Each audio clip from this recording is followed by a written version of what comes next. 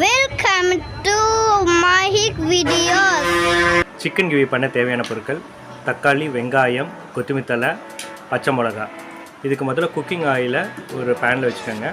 சிக்கனை வாஷ் பண்ணி நல்லா க்ளீன் பண்ணி வச்சுக்கோங்க. வெஜிடபிள்ஸ் எல்லாத்தையும் கட் பண்ணி வச்சுக்கோங்க.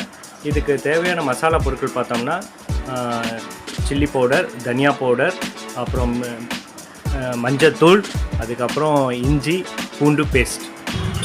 எண்ணெயில் பெரிய வெங்காயம், தக்காளி, பச்சை மிளகா எல்லாத்தையும் போட்டு வதக்கிடணும்.